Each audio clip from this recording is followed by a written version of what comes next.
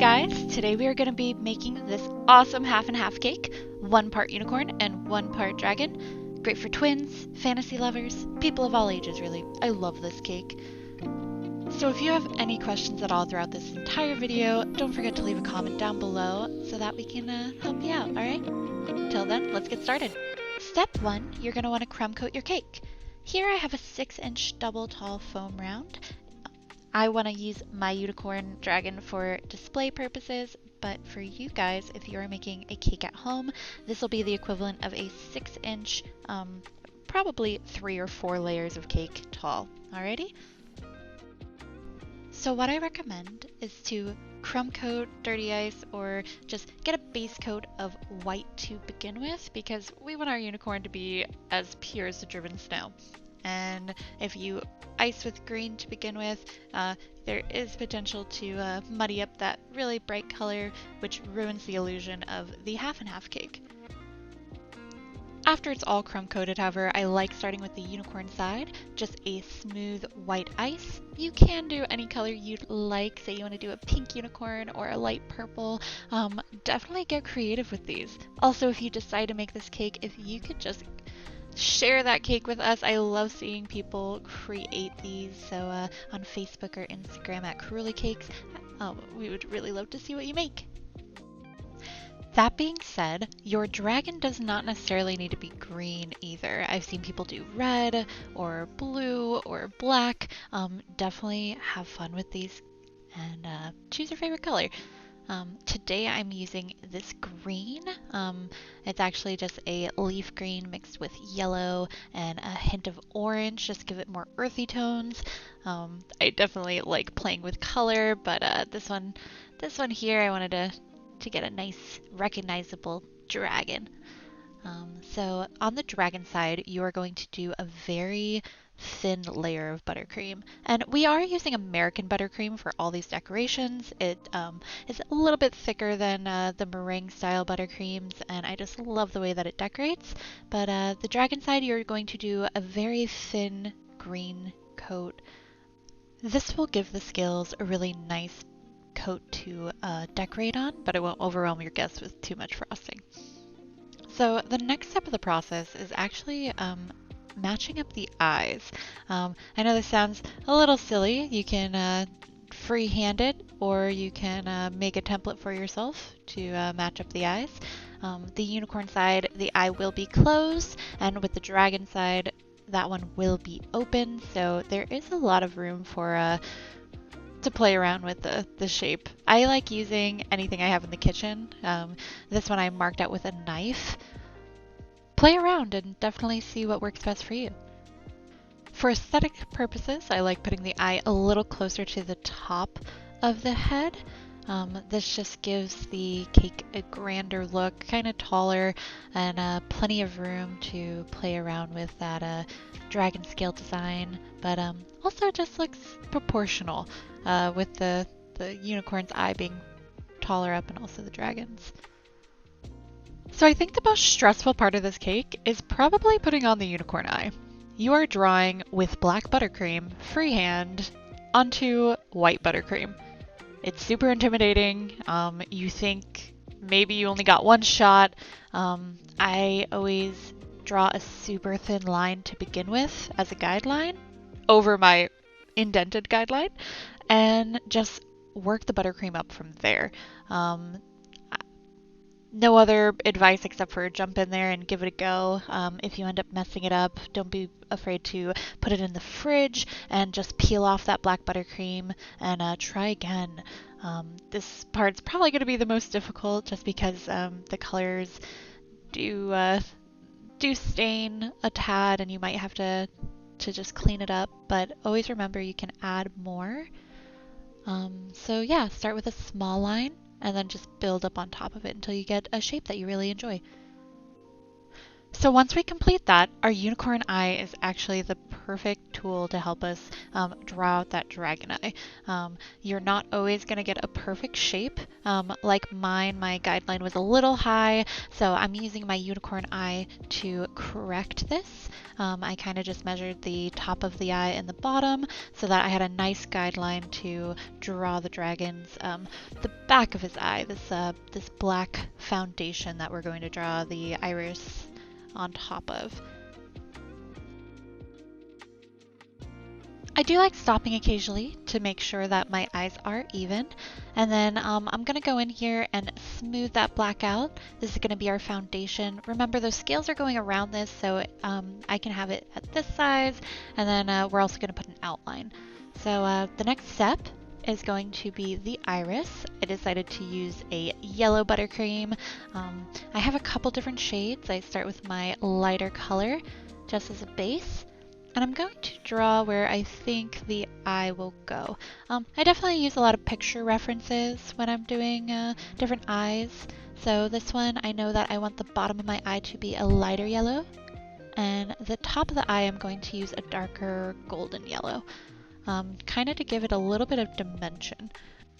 This eye is going to be set within our scale, so making it a little bit more realistic is going to really add to that like cool factor.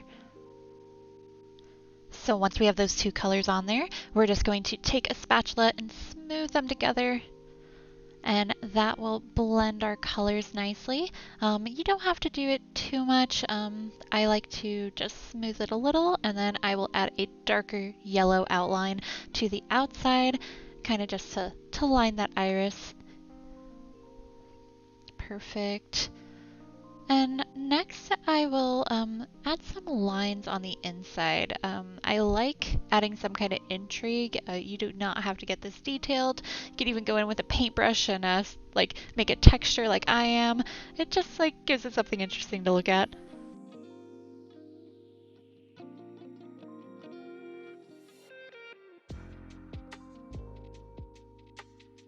When you feel like you're done adding that dimension to your eye, I like adding a slight highlight with my lighter yellow. We will also add those little pinkies on the outside of your eyes.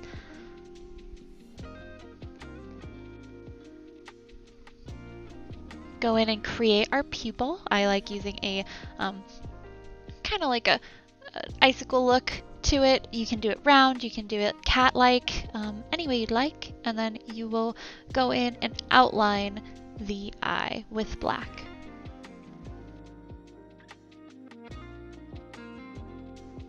One of my favorite tricks of the trade is adding in white. This gives a reflection in the eye, also on the pinks. That way it gives almost a glow. It makes it a lot more realistic. So far away, we have a dragon eye. Now the base of our unicorn is done, but we still need the scales on this dragon. So I like sketching out where I'm going to put my most prominent scales.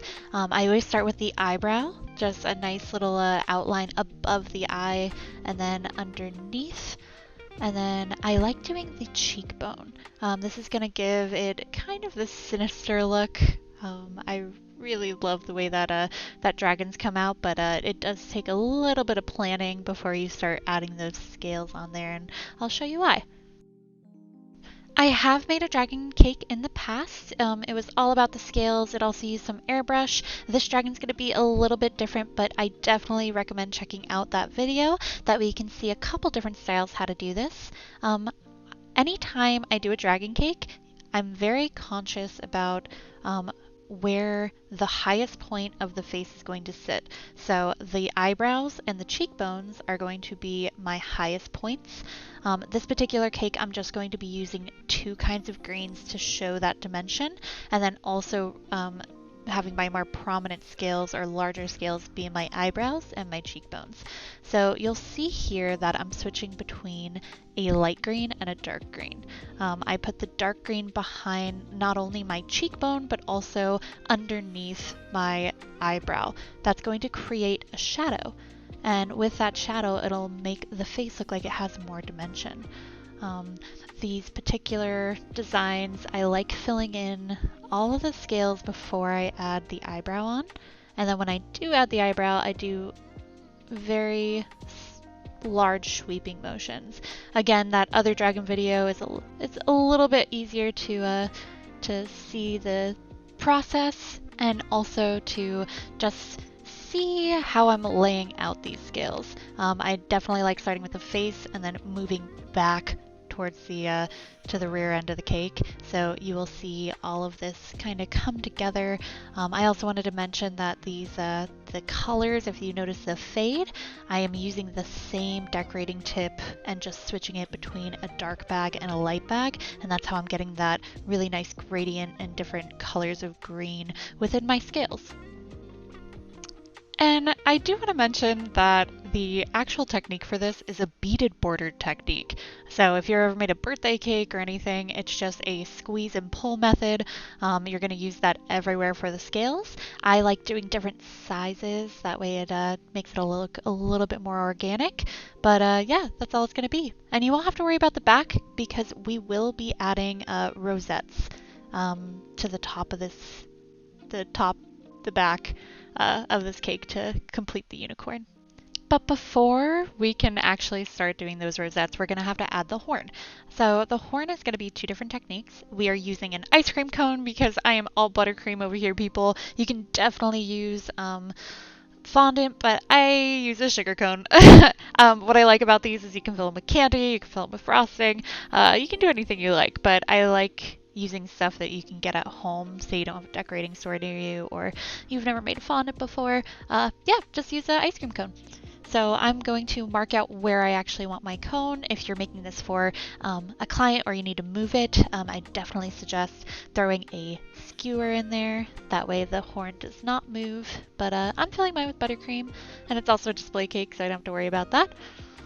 So I will just fill that bottom with buttercream to make it bottom heavy, and then line it up just in between my two faces. At this point, I just really love the way this looks. When you turn it this way, it's all dragon, and then on the other side, you have all unicorn. It's so fun to look at. The unicorn side, we're going to be using a gold buttercream to make the horn, and we're just going to be creating ropes on the bottom. So it would be a coil technique, just steady pressure. You're going to start from the front of the cake and squeeze until you get to the back of the cake. So it's going to create a long coil or rope. And you're just going to work that all the way up to the top of the horn, just one after another. And it's super easy. You're just going to do half of that horn. I suggest doing the unicorn side first because the dragon side is a lot more organic and this one is a little bit more structured. There you have it. And then the dragon side, we're going to be using a brown buttercream or chocolate buttercream. And that one is going to be straight lines. So all just kind of going up the side. I kind of like calling it like a tree. It'll be more like branches. And you're just going to drag from top to bottom, again doing a coil and then pulling away to make that point. Now with that horn decorated and in place, we can start adding the rosettes. The unicorn's mane is going to be 3 colors. You can do any 3 colors you want, or you can do a rainbow. It does not matter. You will need a rosette tip, and I just like squeezing the colors into my rosette tip. You want to pull it down far enough where you can touch the bag to the tip, and you're just going to squeeze lines of color. I like doing the blue on 2 sides, and then I'll squeeze a big thing of pink, which this bag doesn't need a tip, but I will be using solid colors as well for the mane. So I'll do a big squeeze of pink and also a big squeeze of purple. What this is going to do is it's going to make this really cool tri-colored rosette, and yeah, it just makes a really neat effect when you're making the rosettes on the unicorn.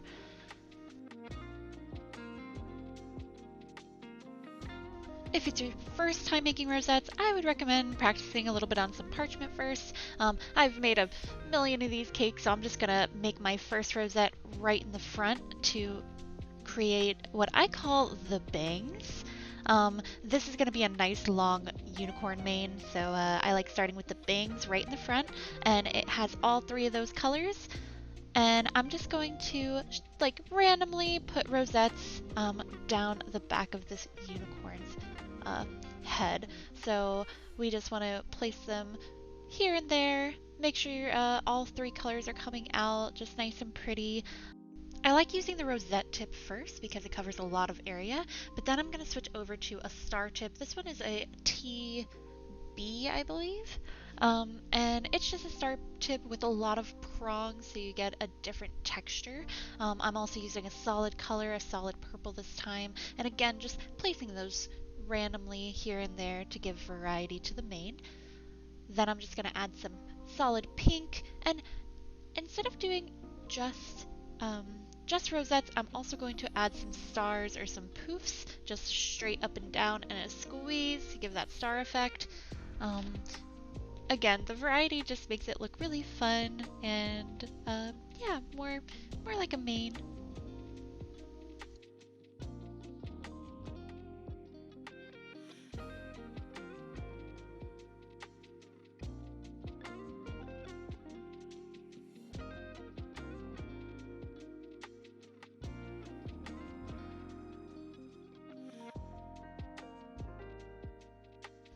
Don't forget you can also use the rest of that rainbow tricolor bag to fill in certain spots. It has all three colors and makes it really cohesive.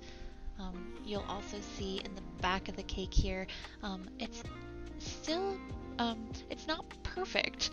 You can go over the scales, it just makes it really fun, and it combines those two halves together in a really beautiful cake.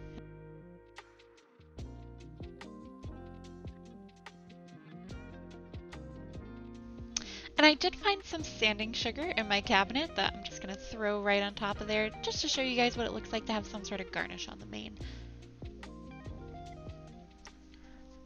Next, we are going to finish the top of these faces with ears. I like using jumbo marshmallows. When you cut them at a diagonal, it makes this perfect little animal triangle ear. You could do it for dogs. I like using it for unicorns and also for dragons. I'm just going to apply a little bit of that gold to the inside of the ear. Kind of just prep it before I place it on the unicorn half. The back of the marshmallow is already white, so we don't need to prep this marshmallow very much except for making the inside of the ear that gold. You can also make the inside of the ear pink if you prefer. Just match it to whatever color scheme you're working with. And then I'm just gonna draw a line of buttercream up that ear to create the edges.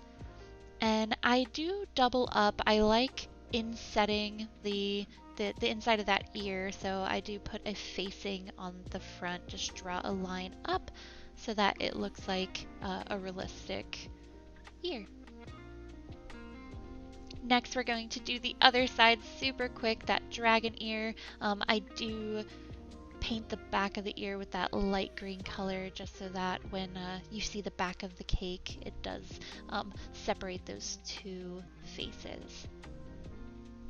And then we're just going to line the ears again with the green this time.